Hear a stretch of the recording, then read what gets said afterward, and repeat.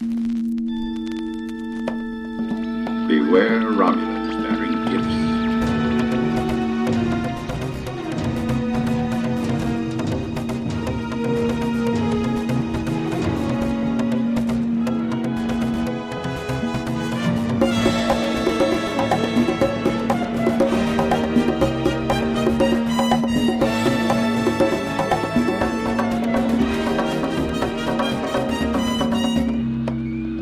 Hi, this is Eric.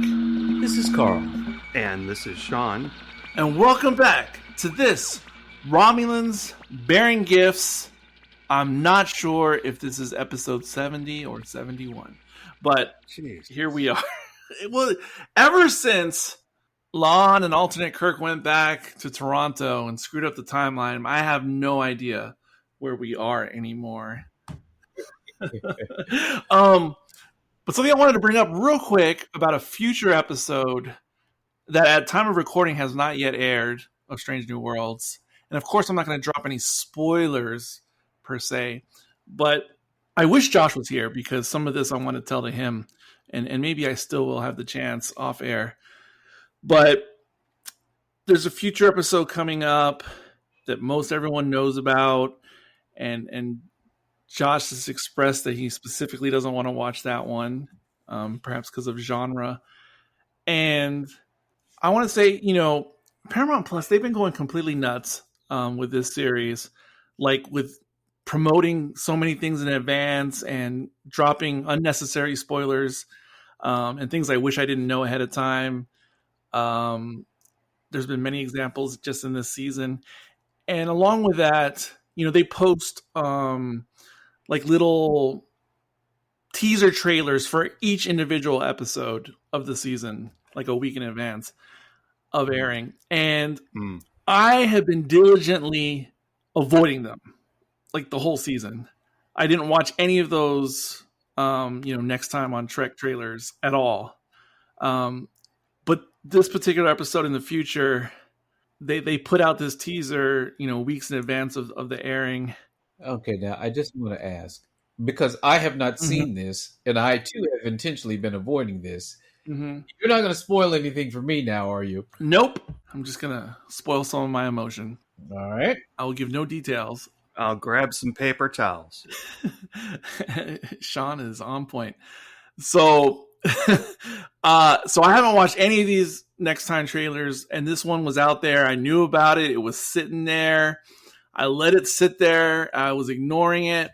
And then in a moment of weakness, I broke down and I said, screw it. I'm going to watch this particular teaser trailer. Oh. And I watched it. And of course, I'm not going to reveal anything in it or anything like that. But let me say it's barely 80 seconds in length. And of that 80 seconds, there's maybe 50 seconds of actual footage. Wait. I have a question. Asks Sean that he wouldn't ask 10 months ago. But which episode is the trailer for? Like episode... I don't want to know a name. Is it okay for me to say that, Carl? Well, the number, yes. The number. Yes, the number is 9. 9. 9th episode of season 2. Okay. So next week's episode. Right. It will air on August 3rd. So I'm watching this little sizzle teaser, and 30 seconds in, I was oh my god, an emotional wreck. Okay. Not sad, not upset. Okay. But extremely, extremely emotional, and I was completely in tears by the end. All right. And I have since rewatched that damn sizzle trailer at least 50 times in repeat. First of all, the words sizzle trailer sound delicious. Second of all, I think that you're a little bit more emotionally financed in this series than most people. I don't know. I may be wrong. Probably too. It's certainly not as... And I don't... Because I'm dancing on potential minor spoilers. There's 2 separate reasons why I have such strong feelings about the trailer, but I don't want to say the reasons because then it starts revealing more. But it's not just for one reason; it's for 2 separate reasons. But let me ask you this: did you watch the teaser trailer for Those Old Scientists? No, okay. I did not. It did not. So apparently there's this whole other series that I've heard about and I've never seen called Star Trek Lower Decks. Lower Decks. I was going to say Underground.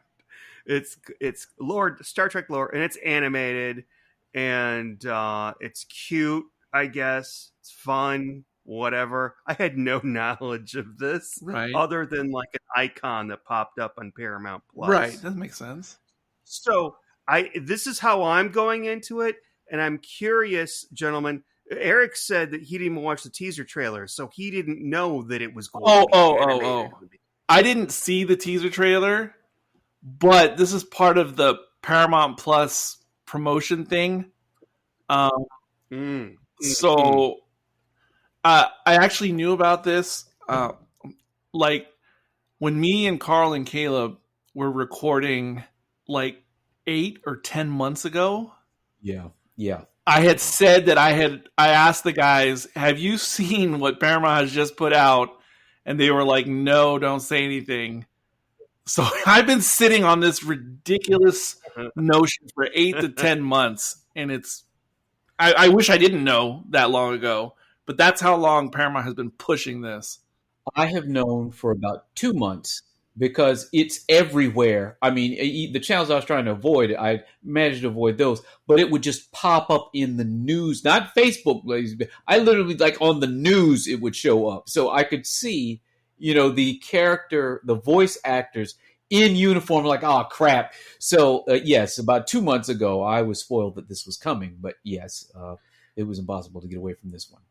So do you guys watch the Lower Decks? Yes, we do. If you knew the both of us, it's a silly question. Well, no, I don't know. I mean, I know. But I didn't know about it really, and then on Paramount Plus, before you watch it, they make you watch a couple trailers, and one of them was for this animated show, and I'm like, okay, that looks kind of cute. I'm never gonna watch it. No, you are. You're going to watch an episode right now. You just don't know it. Oh, I love it. No, but this is actually why I was like really excited for you, Sean, to be joining us on this, because I expected that you knew nothing about Lower Decks. And so I'm really interested on your take in the episode as a whole. I don't know. You always ask me first and I go off on a thing. Ask Carl first this time. Pass.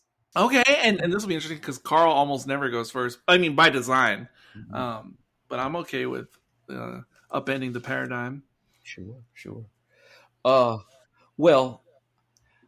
clearly, I knew this was coming, right? The spoilers, everything. We knew that there was going to be a crossover episode. And the feel in tone between Strange New Worlds, as much as I like it, and everything they're doing with Strange New Worlds, and what they were doing with Lower Decks is rather different. Lower Decks is clearly kind of a slapsticky, wisecracky kind of lighthearted take on Star Trek lore and all that stuff. It kind of even makes fun of the history and the lore of Star Trek in a playful way. And so when I heard that there was going to be a crossover between these two, right away I'm like, how are they going to reconcile the change, the difference in tone between these two series? It just, that seemed to be kind of difficult to muster. With the crossover, I wasn't quite sure which way it was going to go. Was Pike going to be on their show? Like they were that Strange New Worlds was going to be animated, or somehow were those folks from from Lower Decks going to be, live action? That doesn't seem possible. And then, of course, I saw all of the preview, not the trailers, but just literally the pictures that were in the newspaper and every place else. It's like, oh crap! Okay, well now I know it's going to be the live action version of the of the Lower Decks crew. But I was worried, really. I was like, I don't know about this. This seems to be too big of a jump between these the tones of these two series for this to work at all. And so I sat down and I started to watch. And it starts with the animation. of Lower Decks and the crew, just as we've known, just as they've normally been acting up. Everybody seemed just the same. They get to the city on the edge of forever type portal, so we know someone's going through it. It's like, okay, that's good. And then, of course, with the photograph, Boimler pops out in the real world. And that's when the madcap, the insanity begins. All right. Now, in order for this to work, an extraordinary number of things have to align. Not the least of which is the voice actors from Lower Decks have to look something in the ballpark like their animated characters. Now, I mean, this is not a minor issue. If this were, say, The Simpsons or The Cleveland Show, and you were trying to take the voice actors and put them live action in a show, there's no way. There's no way that could possibly conceivably work. So step one, the minor detail that the voice actors from Lower Decks, at least the two they chose, look shockingly a lot like the actual voice actors that, they look like the characters that they're portraying right away. They got lucky. I don't know, whatever you want to do. That by itself, minor detail that just out of the gate, just so happened that they were able to pull that off right from the start. All right. So I have a question about that. Yes. In the end credits, I saw Jerry O'Connell's name. Yes. Is Jerry O'Connell the voice for that guy on Lower Decks? Which guy are you talking about on Lower Decks? The guy that was in this. No, Boimler. It's not Boimler. No, not the main. no, he's not him. He's a different character on Lower Decks. Yeah. Why would he be in the credit? Okay, he was in the He credit. was in the episode, but he was only animated. Just in the beginning. No, at the end. Mm-hmm. At the end. Okay. All right. I'm so sorry. It's all right. If you haven't seen it, these are honest questions and it makes total sense. By the way, you know who he's married to, right? No. Jerry O'Connell. He is married. Eric? Oh, I know. Trust me, I know. I know. I'm giving you the opportunity to tell him.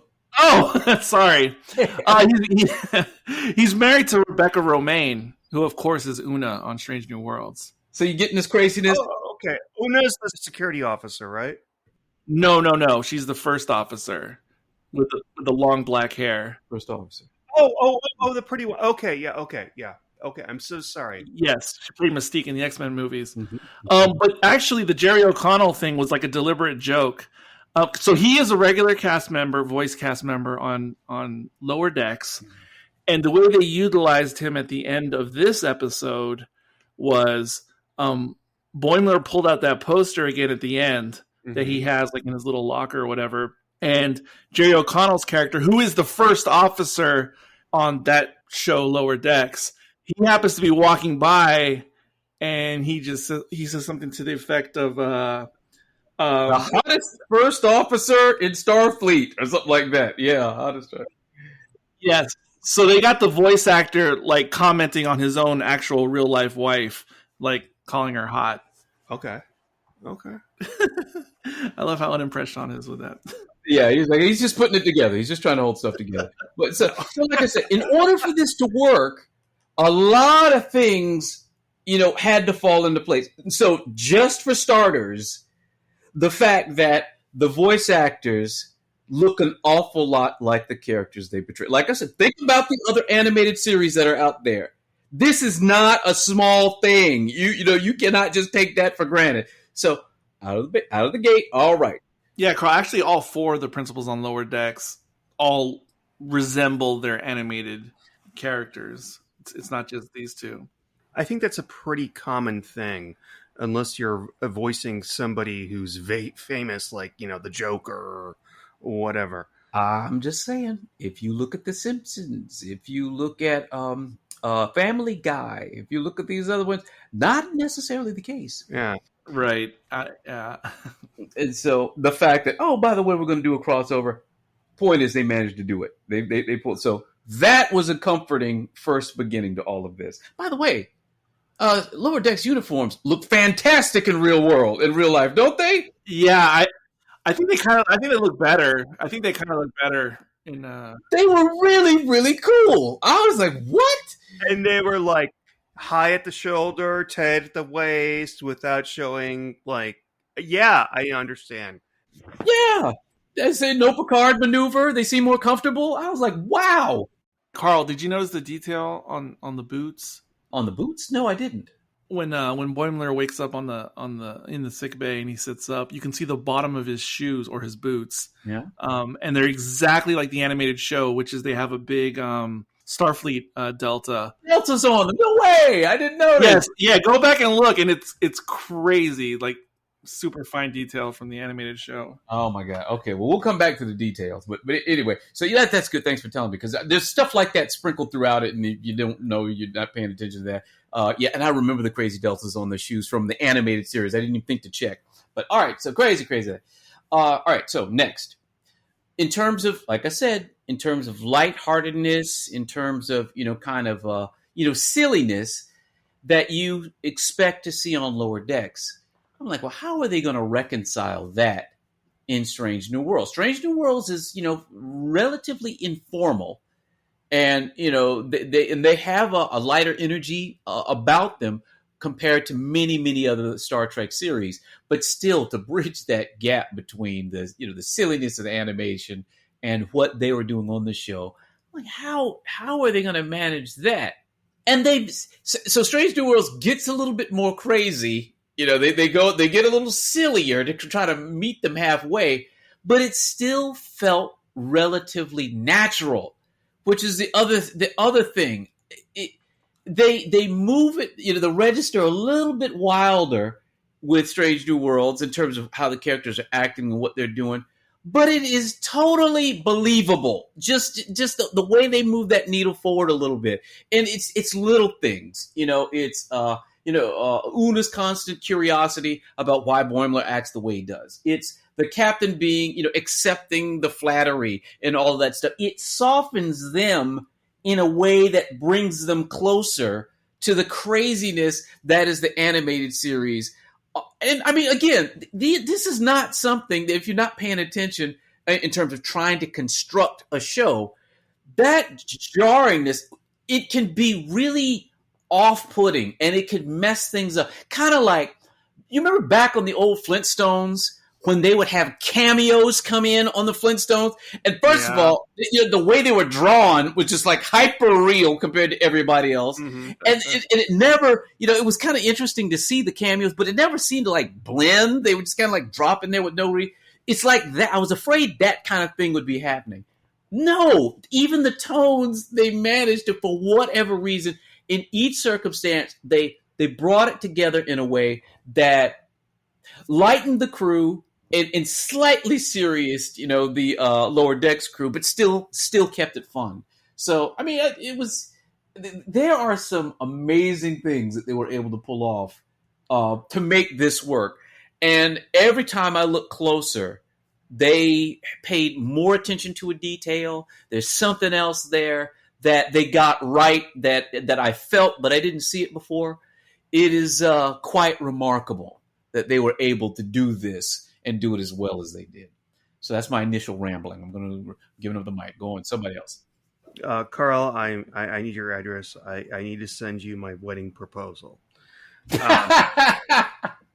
I go now? Because I don't have. Yes, I want you to. All right. So I had no idea there was a Lower Decks show. So I watched this, and about 2 minutes in, I got it. Okay, so somehow one or more of them are going to be transformed onto real people's ship, and then I started thinking, wait a minute, are they going to do like Roger Rabbit? Where, is that going to work? That is exactly what Anson Mount said he thought when he heard about this. He thought they were going to do like some Roger Rabbit type situation. I was afraid of that too. I was kind of excited when I thought that, because how are they going to make this work? Are they going to make it work? I don't know. So what happens? It's live action, blah, blah, blah. By the way, his hair should have been more purple. Just going to say. Yeah, they were a little light on that. It has definitely been discussed on fan boards. Oh God. Okay. I don't want to. But the story, he was. I didn't think he was funny, guys. I just didn't get it. I think there were things that he was saying that are in jokes. If you watched Below Decks, am I right? Are there things like that? It's a combo of if you've watched that, but also a lot of his in-jokes refer to TOS, TNG, DS9. Okay. So it's a whole smattering of in-jokes from all that stuff. So that goes until I don't know the character's name. What's her name that she gets transported to? Mariner. I loved her. It's like he was just so dull, and I don't know if they're like this in this series, but she was just so out there, just sort of blah blah blah. Lieutenant Uhura? Oh yeah, I'll go work for her. Oh, he can go work for Spock. Like she was everything that I kind of wanted him to be, actually. Yeah, you're right. That is kind of. He was great.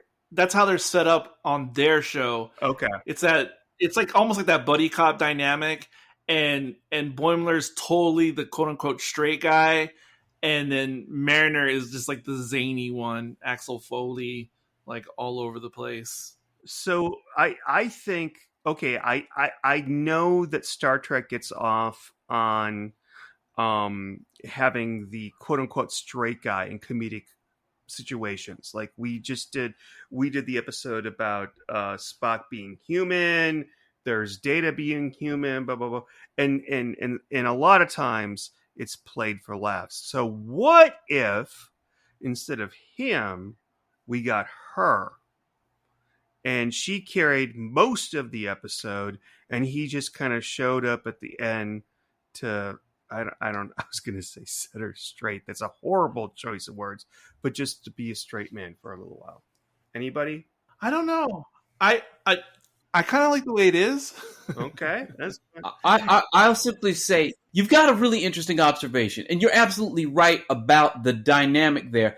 Lower Decks, it is so much about Mariner and Boimler, and the tension between them. Him trying to be, impressed, trying to be, the straight man, trying to just follow the rules, and her constantly sneaking around and breaking rules and jacking stuff up, and the two of them. So, it is interesting. You are correct that him by himself, for a change, I had noticed it. So the first issue is you got to understand he is accurately portraying Boimler all throughout this, through this episode. So this is actually him. But you are correct. Without Mariner there to counter it, I can see how he might seem a little annoying or maybe, not that amusing or whatnot.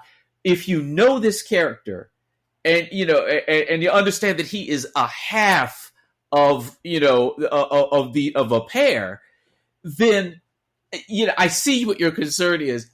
But if you watch the animated series, I'm just telling you, he nailed Boimler. He's really got him. Right. And he's using the crew as the foil that would normally be Mariner. So I hear what you're saying. I can see why that would be a concern. I also do like Mariner, but for what they're trying to set up, I think this makes the most sense. Okay. Yeah, and while I agree with exactly everything that Carl just said about Boimler and being part of a pair, and while I also said, I kind of like the order or the way it was done in the episode.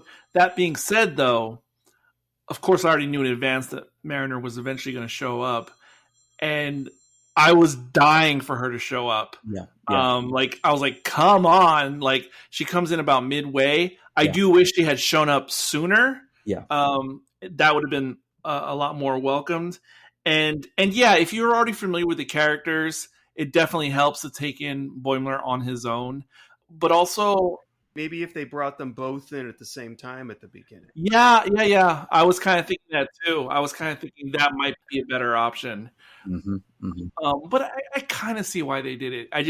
It was just too much of Boimler on his own. I think. But also, while he was Boimler, his ineptitude with breaking all the time rules and revealing like future references and things and all, that was a bit over the top. Because he was doing it like every minute, like 3 times a minute. And I don't know, I don't know, I'm asking you, Carl, because I'm not even sure.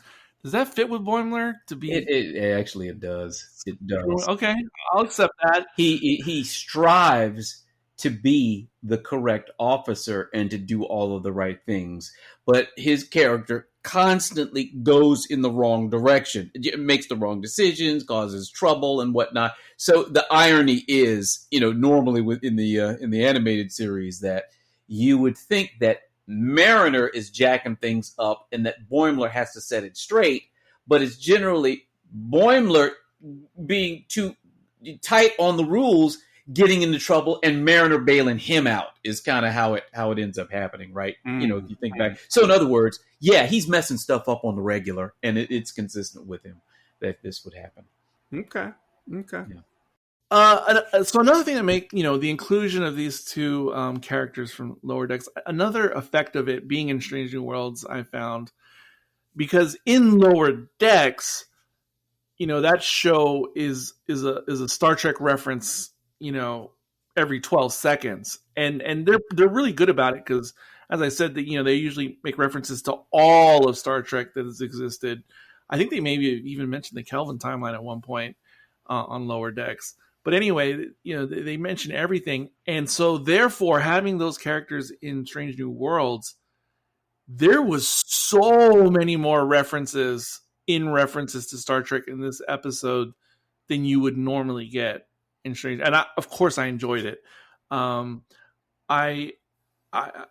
It was incredible. And it's such a crazy list if you try to write down all the in-jokes and in-references that are all over the place.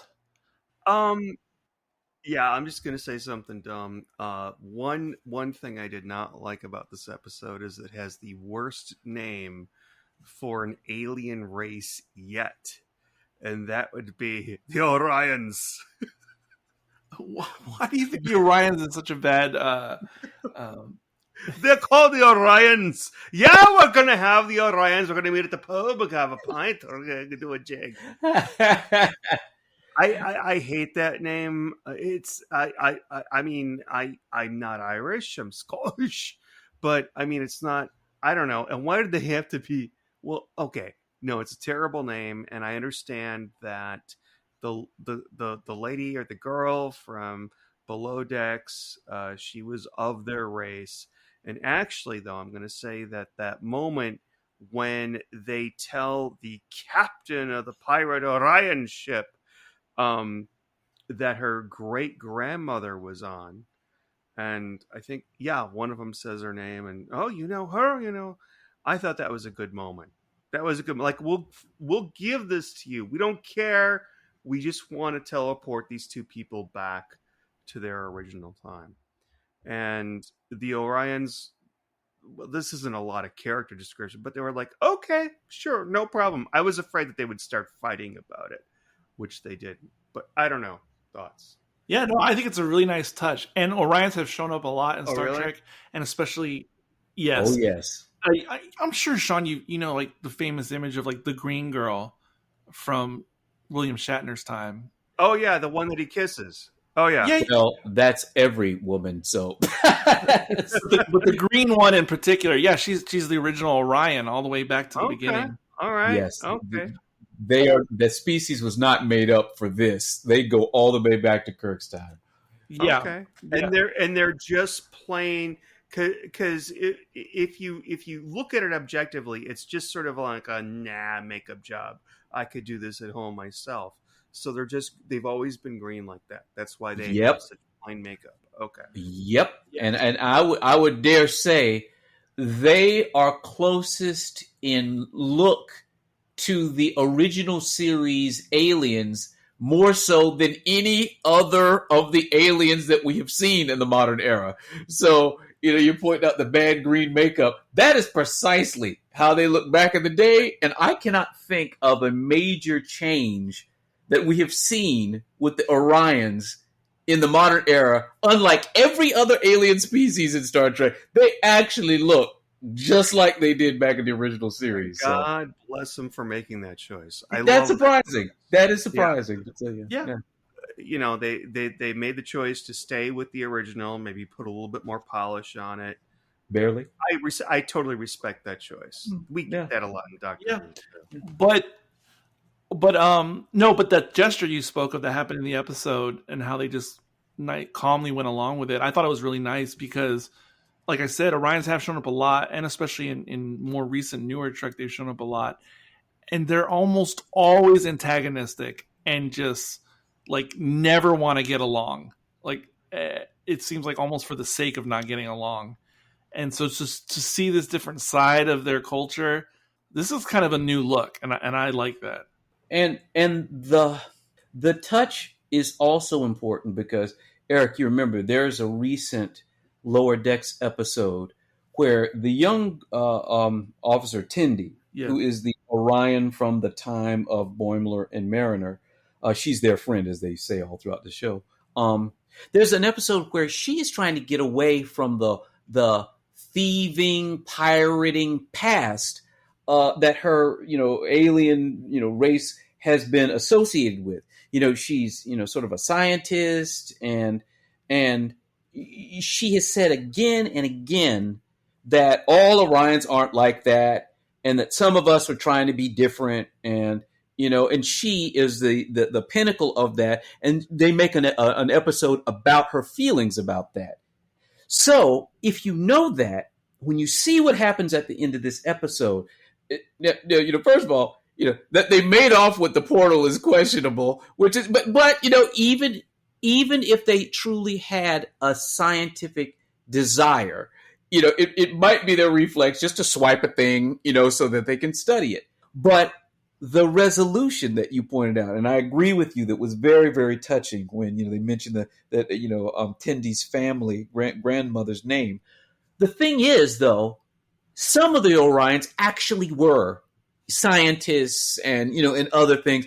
You never hear about them throughout the history of Star Trek, and other than Tendi making a noise about it, you never ever hear about them. Uh-huh. So if we assume that this one little batch, naturally, they have pirating in their skill set. That's what they're up to. But if they genuinely were scientifically curious Orions, that this particular situation they found themselves in, they would, they stole the portal. And I say stole, they're probably genuinely trying to study it. They made off with it because, A, they've got pirating in their skill. But for them to, in that moment, appreciate that, you mean they're actually going to be Orion scientists? You mean, our crazy little clan that we've been doing over here on the side, this is actually going to work in the future? You mean someone from this ship is actually going to be a part of Starfleet and going on and do this kind of stuff?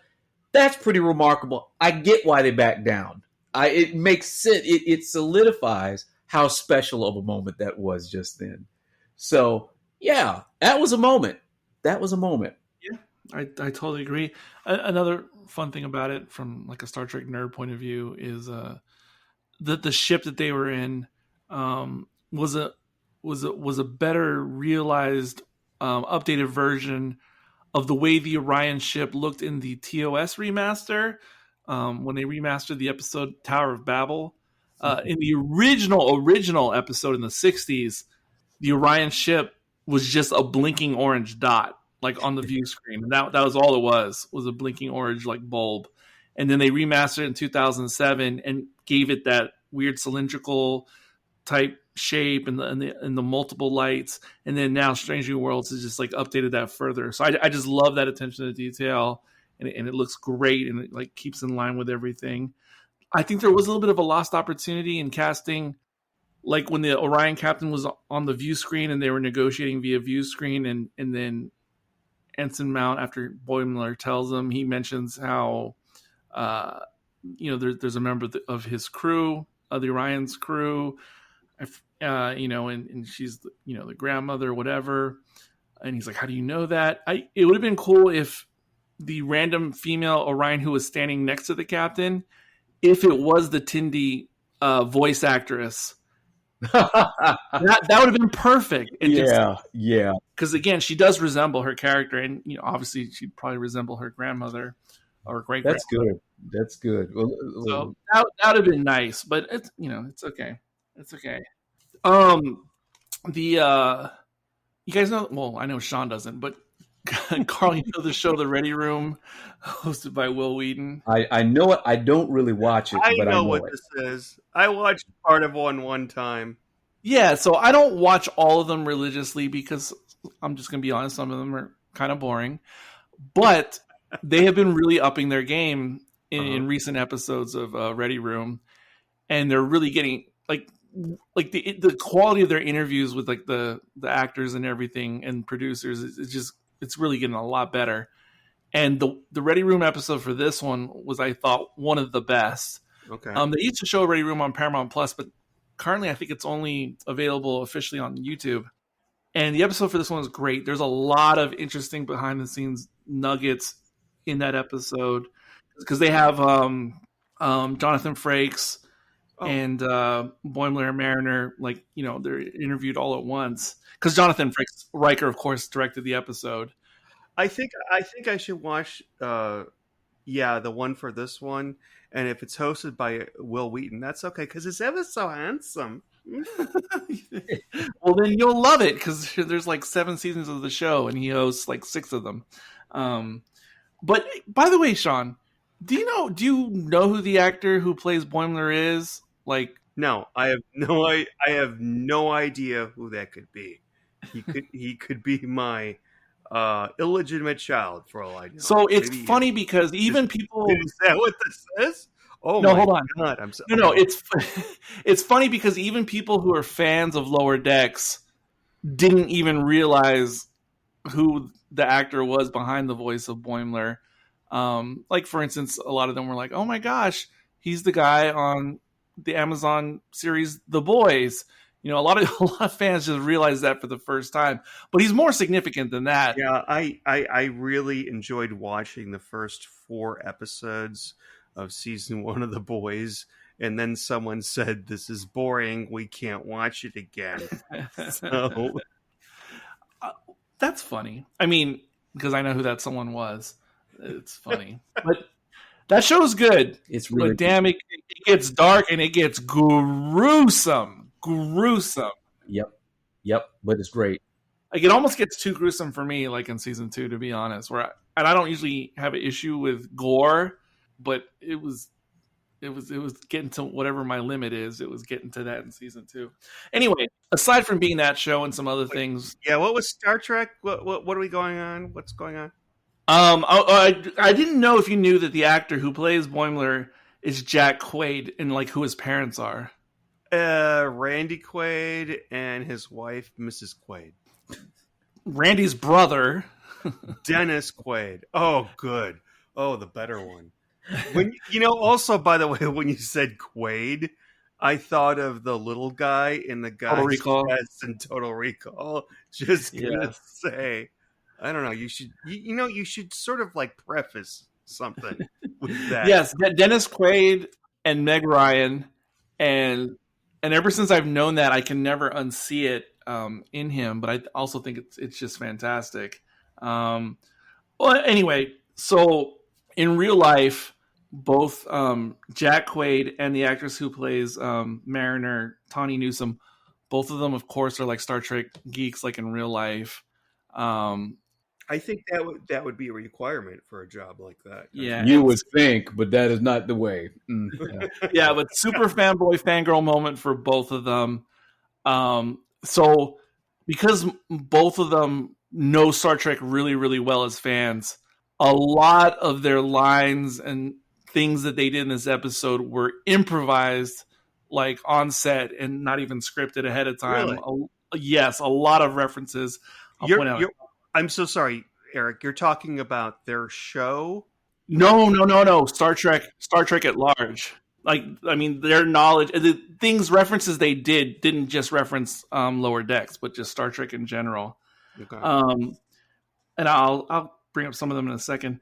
But also, this is another interesting thing in the Ready Room was that because I've always this is my bias or something, but I've always kind of assumed that Alex Kurtzman was not very hands-on in some of the new Star Trek stuff, but that's just in my brain. That's not necessarily based on anything. A fun thing. So Tawny Newsom, who plays Mariner, she's actually 40 years old, and she actually hasn't had that many big acting roles. She's been more of like a comedian, like stand-up and like improvisational type actor before. So she hasn't had like really many things you've known, even though she's been in the business a really long time.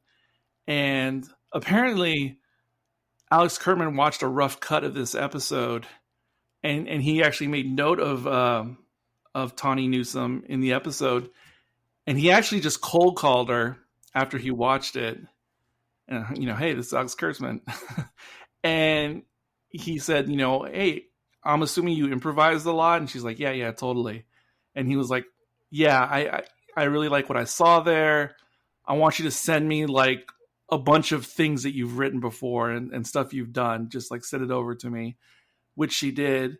And then after that, he asked her if she wanted to be a writer on their upcoming show, Starfleet Academy.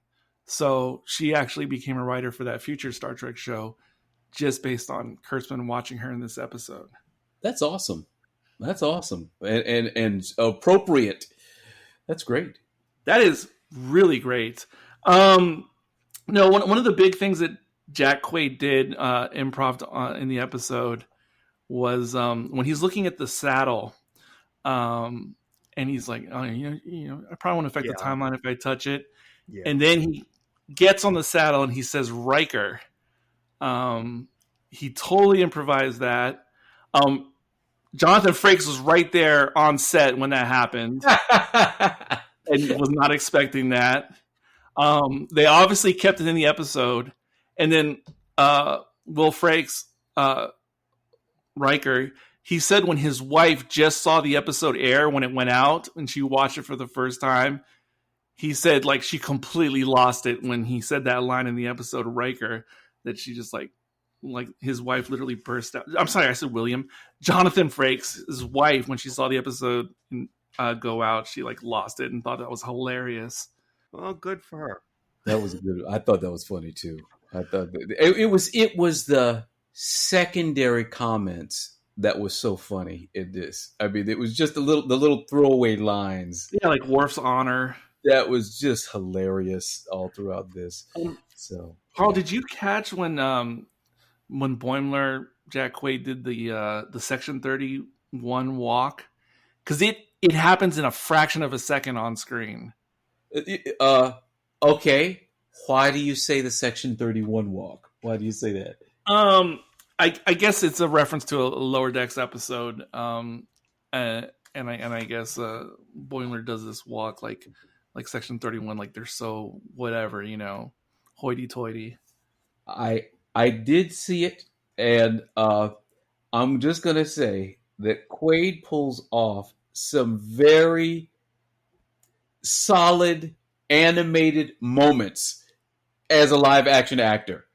There are things that Boimler does, double takes and little things that he managed to sneak in here that it is really quite remarkable. Yes. I mean, and it's small things, but they are just perfect. You know, for example, him riding that saddle was hilarious. That's Boimler kind of thing. Another thing he did is there's that moment where Mariner decides that she is now a linguist and is going to join Uhura, you know, translating the document, even though she's not really a linguist. And she, as you pointed out earlier, insists that Boimler work with Spock, right? Yes. When she makes the suggestion, look at his face. Now there is this look where his attention peaks up and he stares off enthusiastically into space, and there's this washed out look of fear and enthusiasm on his face. That is a Boimler double take. I have seen that so many times, and to see it is in live action, just it freaked me out. I was like, that is it. That is actually what he is doing there, and they got it. They got little stuff like that. Now, in a far less subtle moment, the scene where he is modifying the Oh yeah, console. yes. He's modifying the console, and he's asking everybody to look away. And you know, he's back there, he's twisting the wires or something. And there's this moment where they look back at him, and he is suspended in the wires that he has been repairing under the. He's always, you know, if you watch Family Guy, when people fall, they fall and their leg hooks back behind them, you know, like this broken leg thing. Every time Boimler does something, he ends up trapped in the wires like that. He's all twisted up. To see it live action, it was just perfect. I mean, it is really, really, really remarkable how the little things that we have gotten so used to seeing in the animated series, they were able to touch them in a couple of moments in here. It's really remarkable. It would be so easy to try to just glue them in there, to, you know, just have a cameo that the two crews are coming together. Between the story, the manifestation of these animated characters, the meshing of the tones, that again was just really remarkable. They managed to get everything right. And Boimler's always messing stuff up. It's true. You know, he's doing it. We would expect that his messing up would be the campy, lighthearted, madcap stuff. But Boimler does mess things up, and he gets into real trouble, you know, in the animated series. No exception here. Eric, I'm surprised you just let it go, man. But the scene where Boimler is in the elevator. That's the next thing I'm going to bring up. Dude, the show's been on an hour. Where you been? Go. Well, okay, I was going to say, even though this episode has all these fan service moments, and that's largely what it's about as a crossover, there's still some significant, you know, plot threads that are more central to Strange New Worlds in particular, and not Lower Decks. And yes, for such a lighthearted episode, that scene where Boimler gets into the turbo lift with Nurse Chapel, oh my goodness. Oh my, I was as uncomfortable as Chapel was during that scene, because that was, holy crap. For him to be going on, and I've rewatched it, and it almost hits harder or worse, like upon rewatch, how he's just going into, why is Spock not normal? This is not the way he is. I've read everything about him. Because, you know, Nurse Chapel says, well, maybe he's going through a phase. I've read everything about him. I've never heard of anything, you know, that has to do with this. And you look at Chapel, and my heart was breaking for her so bad. That moment was brutal. Oh, it was brutal to see. Because first of all, you know, we as fans know what the future of Spock and Chapel is, independent of whatever, you know, fork in the universe they're going to portray. We know that Chapel and Spock do not end up together. So as fans, we know this. Eric, in a previous cast, you have expressed a great deal of concern for the upcoming episode that we know is coming, where there is going to be a break between Chapel and Spock, and you dread it despite the roller coaster ride that is leading us to that's supposed to be fun. I know, we all know that that's coming, and that's going to be a rough thing. But Boimler bringing that down on her in the just little things like, I've read everything about Spock. And now, if Chapel had any significance in the history of Spock, yep, Boimler would have known not to talk to Chapel about it at all. I've read everything, and he's just going off in there, clearly implying that there is no connection, no history, that she was in no way connected with Mr. Spock in the future. And you just see her trying to, well, maybe there was something else. That was rough. That was really, really rough. It was really rough. And of course, in the moment, you know, Boimler was concerned that he was the cause of Spock being so weird, which I was going to mention as well. Whoa, all the creepy, like, Spock laughing and the focusing in on his smile. That was unsettling. Very unsettling. And I wasn't even sure what was going on with that until Spock said that, he was just trying this out, and experimenting with like acting more human. But even I was like a little bit concerned what the heck was going on with that. But yes, that was a soul crushing scene. And it's weird to have that in the middle of all this, fun antics going on. But that was no joke. Oh boy. I've got a question for y'all. So last time we recorded, you mentioned, hey, Sean hasn't seen an episode with blah, blah, blah, blah. I don't know her name. And I'm like, who is that? Carol Kane. And she is in this. I'm really curious, since this is the first time I've seen her character. What is her backstory? Because she says something about being thousands and thousands of years old. I don't know if that happened in this episode, but we can still answer that question, I believe. Oh, okay. Send it out to the producers. Okay. But Carl, do you want to play something in the orchestra? Carl, do you want to explain what we know about the origins of Miss Pelia? Yeah, well, she is a relatively new character on the new on Strange New Worlds. She is, thousands of years old. She's an alien that's been hanging out with humans on Earth, basically just looking for something to do. She found, humanity interesting and whatnot, and so we know that she has just been pretending. She's got that Highlander thing, so she's been among humans on Earth and now in space thousands of years. She knows the history of humanity, and she's learned and grown and pretended to be different people throughout history and whatnot. So we don't know a lot about her much more than that. She is a new character in the modern series, and so that's pretty much all we know so far. She's the chief engineer. She's the chief engineer. She is now, yes. Okay. All right, so she is now. It's not like, oh, she was the chief engineer and they never showed her. No, she is. Okay. She's newly gotten that position. All right. Yeah, yeah, and for the most part, besides what Carl just said, me and Carl are getting to know her just about as much as you are, because that's about all we got that we know more than you at this point, anyway. And yes, definitely lots to say about her. But not in this episode. Yeah. I think it's another episode. Let me see. One other thing about the crushing elevator scene. Okay. Strangely, it appears that Chapel told Spock that they had that episode in the elevator, and Spock asks Boimler, "What did you tell her? What did you say?" And surprisingly, for a change, Boimler doesn't say a whole lot about what went down there.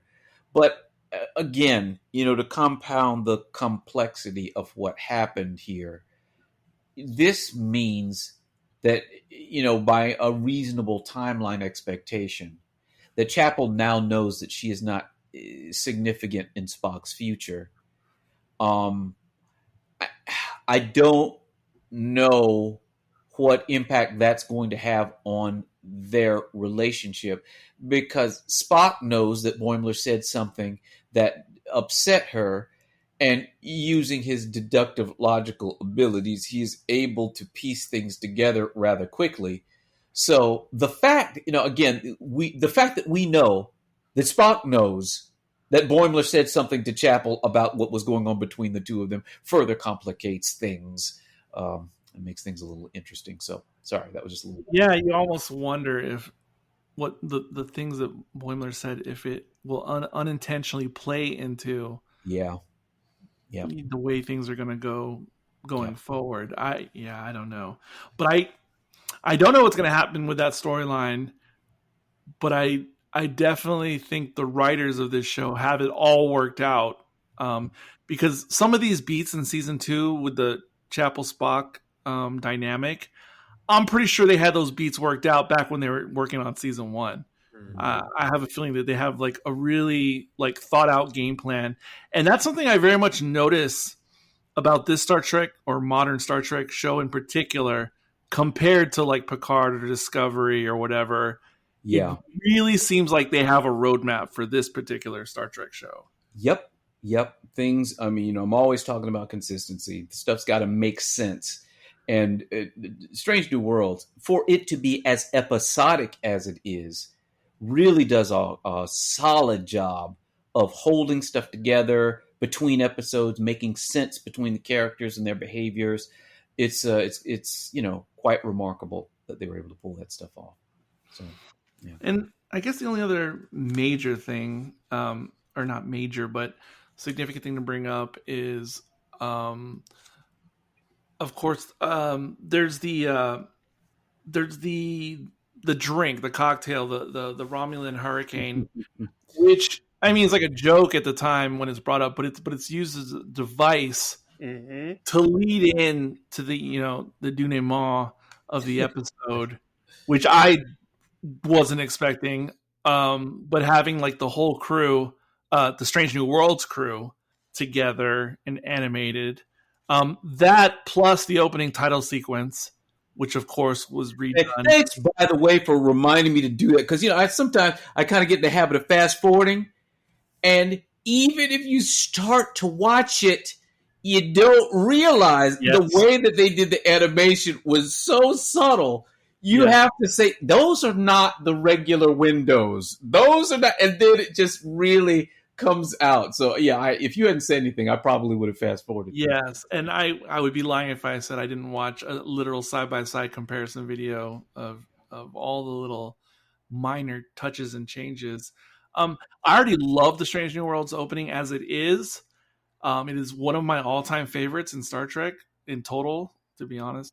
And I even kind of like the animated version almost a little bit more. Well, there's some fun stuff in there. Yes. Yeah, there's a few Lower Decks Easter eggs in the opening title sequence, and I hope it reminds me, Carl, back in the day when we were watching Fringe, and when they would have their alternate openings. Weren't those like the coolest times watching Fringe. Everybody thought the alternate Fringe opening was better. Everybody loved that one. This is amazing. If you want to listen to my Murder, She Wrote podcast, go to blah, blah. But, those are the big ones. I just have, just written down other inane references that nobody cares about, especially not Sean. So I don't know. Does anyone else have anything big so that we can rate this episode? Just one other. Well, I guess a couple other meta things to discuss. Again, the more I think about it, the more I understand Sean's preference for Mariner than Boimler in this episode. But my additional counter to consider is, the very meta thing about Lower Decks is it is a show that is making fun of Star Trek while loving Star Trek, right? When you watch it, it's got that silliness that you got to be a fan to appreciate a lot of the humor in it. So they are fans making fun of Star Trek. Absolutely. And they're doing a lot to sort of put you in that world and like what you would be thinking if you were in that situation. The interesting meta thing about Boimler in this episode is not only is he Boimler from the animated series geeking out aboard the Enterprise with Captain Pike and crew, but he is also representative of a fan in a similar situation. So we are, as fans, experiencing what it would be like to be on the Enterprise, the animated series, Boimler's character, experiencing these characters and the awe and the wonder, the same kind of things that fans do at the convention for the first portion of this program. If we had started with Mariner at the beginning instead of Boimler, her sense of wonder is not as great, and she would have gotten a heck of a lot more trouble than they would have been able to rectify in a single episode. So that, I'm just pointing out, you get it, right? That he is also, we as fans, there and, seeing Pike in person and being on the ship in person. He's doing the things that the fans would do. And so, again, there's yet another meta level of success in what they are doing here with how this episode was constructed. It's probably one of the best examples of putting a fan in the show that I've seen across all Star Trek. Yeah. I 100% agree with that take, and you're right. That is one of the most important facets, is to like see yourself vicariously in the episode through the Lower Decks characters.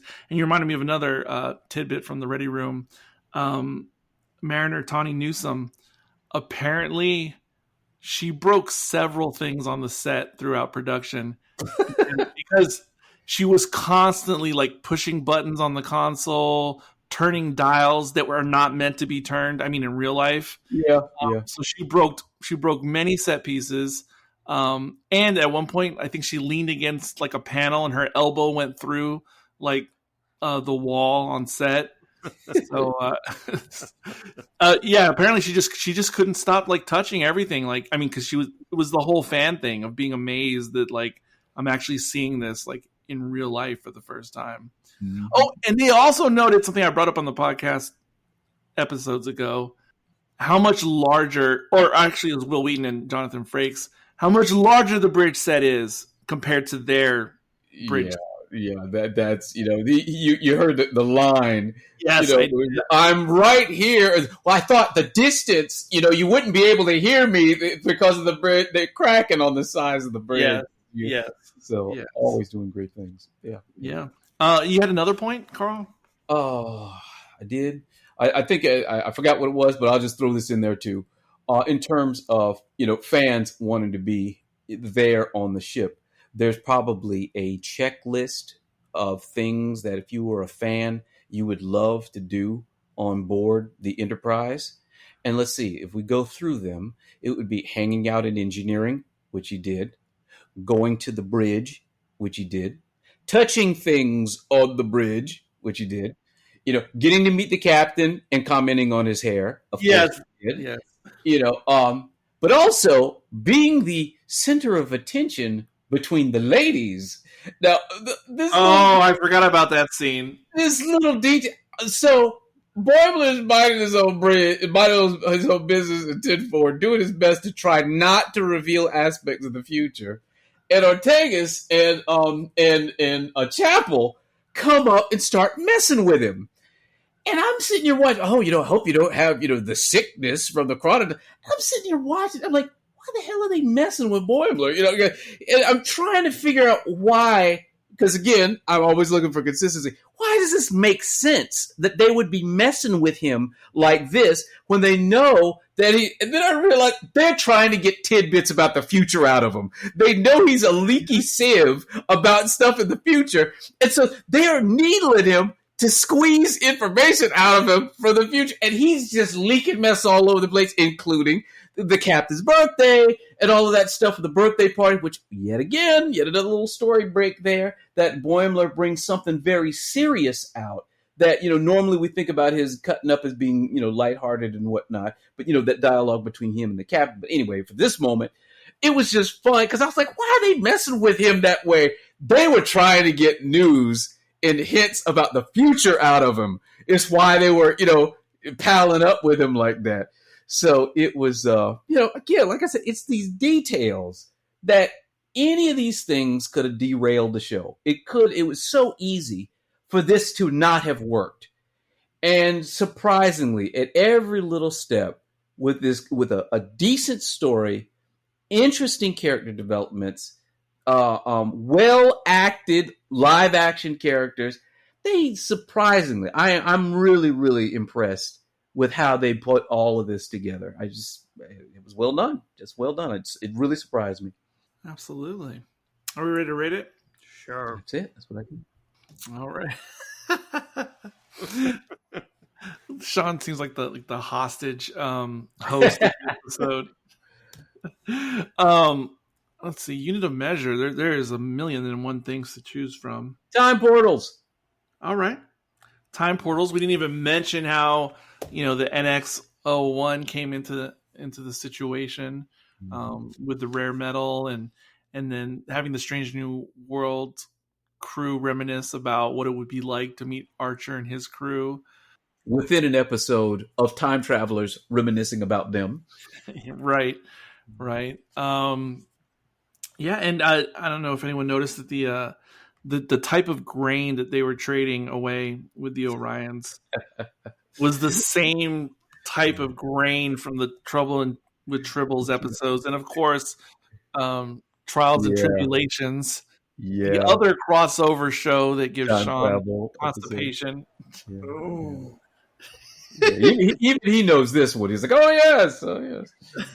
What show? I said just by bringing up the references to Trial and Tribulations and the Trouble with Tribbles. Oh, okay. That was from original series, or excuse me, from These Old Scientists. That and of course DS9. I just got it. You just got it. That's what they're doing there. Yeah. All right. John's having fun. He's having fun. He may be the hostage, but he's learning here. Whose turn is it to rate it now? Is there a turn, Eric? No, we do it differently every time. Okay. Oh, we do. Are you raring to go? Yeah, I'm raring to go. I mean, to go first. Oh, yeah, sure. I'll go first. Very clever, very good. I feel that I missed about 60% of the humor because I never watched the Lower Decks animated series. But this being said, it was still okay to watch. It wasn't like I fell asleep. But I want to see an episode where the actual crew of the Enterprise ends up in a cartoon world where the ideas of physics and all that don't work. Like you can be like crushed by an anvil, but you'll still survive. I want to see that. And we saw that. We saw a little bit of that anyway at the end of the credits, which I thought was really hilarious. So how many out of 5? 3.5. Oh, I thought I said that early on. Oh, I may have missed it. I don't know. Could be my fault. I could have missed anything right now. Mm-hmm. Incidentally, Sean, if you want that kind of silliness, I suggest an episode of a series called Farscape.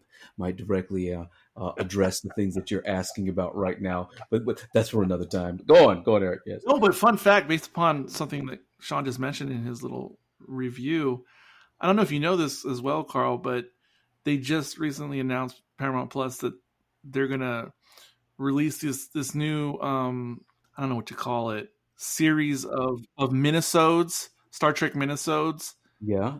And they're going to be animated in the TAS style. Okay. And they're going to be minisodes that come from all different eras of Star Trek. So like a TNG minisode, a DS9 minisode. But so not just the modern series. They're going to go back with the old ones too? Yes. Wow. And they're going to be animated in that 70s animation style. Interesting. Yeah. So look for that. That's cool. That sounds like the worst thing ever.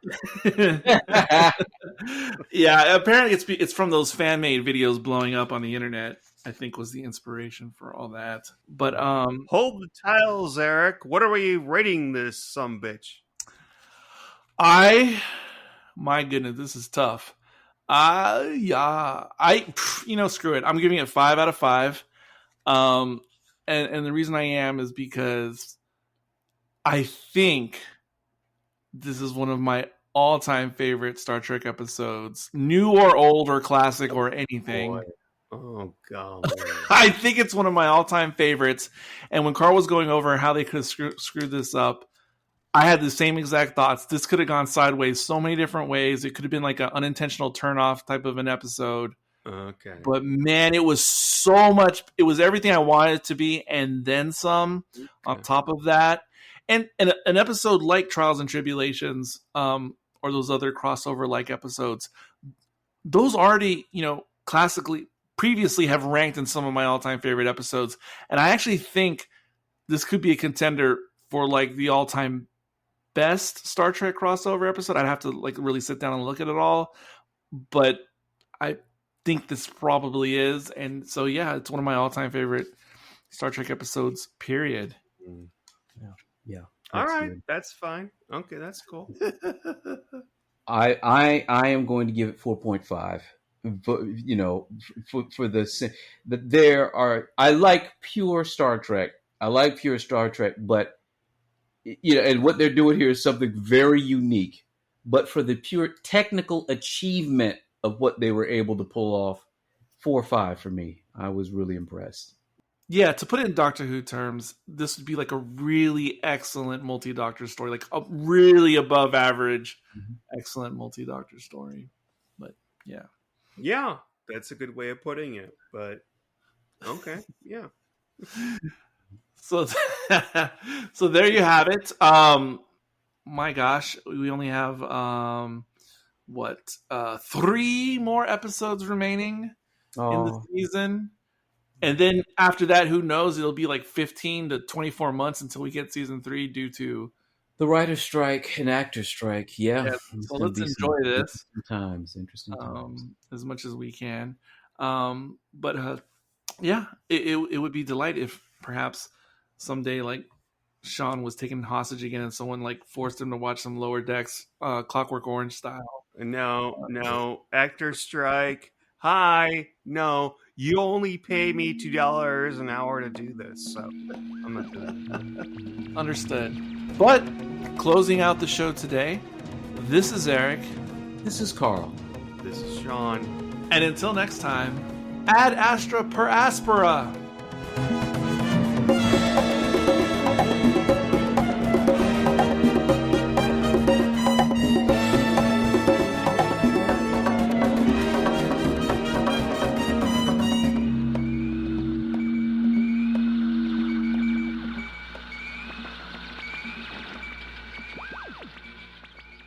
Beware Romulans bearing gifts. There you go. I didn't even mention it. Easter egg, future Caleb, if you will. But seeing Una on the poster when they actually revealed the actual in the animation, and then thinking back to the episode that we all saw, and the significance of what her character went through in the courtroom episode, and to see her as the promotional poster for recruiting in the future. That was an unexpected emotional moment. It was for her in that transporter room. Her fear of always being seen as an outsider or as a threat, that kind of thing, has come out repeatedly throughout the series. And for that moment to know that she'd been an inspiration, not just to other folks like her, but just to other Starfleet, that she was on the poster. Touching. That was very nice. So nice. Great setup. I love how this season has created like these little callbacks to the season itself. But there you go. Hello and welcome back to the surprise bonus section. This is Caleb here. I'm yet again out of the home base, but today I'm going to be discussing Those Old Scientists, the Strange New Worlds crossover with Lower Decks, although truth be told, I feel like this is actually more of a crossover between Lower Decks and Strange New Worlds, because the focus point character starts off with Bolmir. I think that's how you say his name. Bolmir? What I would think of as the lead from Lower Decks, but then we also get Mariner coming in the second half there. I'll say right off the bat, I had known that Jack Quaid was going to be bringing his character from Lower Decks to live action, although I didn't know it was going to be in Strange New Worlds. I wasn't sure what that was going to be. I didn't know if it was going to be in this series or perhaps in Discovery or Acolyte, I think is the new show. I didn't know what. I hadn't paid much attention. I had just seen it come up randomly, but without any context. So to see him here, I was quite surprised, and especially surprised to see the animated aspect showing up there. And I'll say for Lower Decks, I'd only watched the first season back when it first came out, and I actually ended up enjoying it. It took me a little while to warm up to the show, but I grew to like it. But as you can tell from the fact that I watched the first season, I wasn't jumping at the chance to, return to it.